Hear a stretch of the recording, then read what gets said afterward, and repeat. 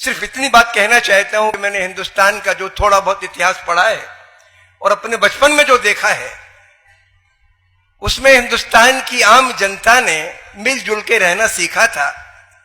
मोहब्बत थी। मेरे उस्ताद थे, मेरे टीचर थे मौलवी अहमद बख्श, सरकारी मास्टर थे। जब मेरी बहन बीमार पड़ी, मैं कक्षा 4 में पढ़ता था और मैं स्कूल गया, तो मैंने कहा, उसकी मेरी बहन को बड़ी चेचक निकल आई थी, आंखें बंद हो गई थी, ऊपर टोपे पे बड़े बड़े फोले थे, जीप पर थे, पानी कई दिन से पिया नहीं था। मेरे पिताजी ने उसकी नब्ज देखी तो बोले दोपहर तक मर जाएगी। तो मैं स्कूल गया, तो हमने कहा मास्टर साहब आज मेरी बहन मर जाएगी दोपहर तक। बोले क्या हुआ उसको? हमने कहा उसको बड़ी चेचक निकली, कई दिन से खाया पिया नहीं है, उसने आंखें भी नहीं खोली है। मौलवी साहब ने, अकेले मास्टर थे स्कूल में, 70 बच्चे थे, 5 कक्षाएं थी, 5वीं कक्षा के बच्चों से कह गए कि छोटे बच्चों को इमला और सवाल दे दो, कराओ, मैं अभी आता हूं। मेरे घर उसके पहले कभी नहीं आए थे।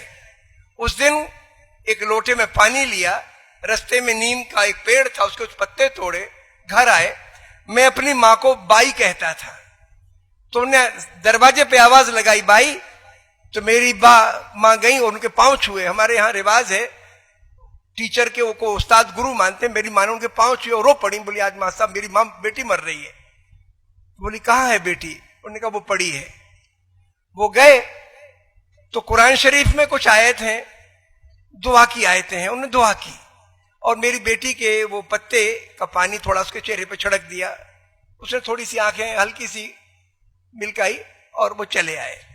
दोपहर की नमाज पढ़ी, फिर आए और फिर उन्होंने दुआ मांगी और फिर थोड़ा सा पानी छिड़का, तो मेरी बहन के ने थोड़ा सा मुंह खोल दिया। तो मेरी माँ से बोले कि भाई इसके मुंह में थोड़ा पानी डाल दो। आते रहे 2-3 दिन, वो मेरी बहन ठीक हो गया, जिंदा है।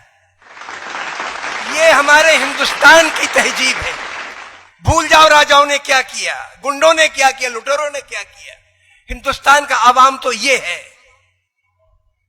70-80% हिंदुस्तान के मेहनत करने वाले मजदूर, कारीगर और किसान, मैं इनके बारे में कहता हूं, ये देश का नहीं खाते, चाहे किसी मजहब के हों, देश को खिलाते हैं।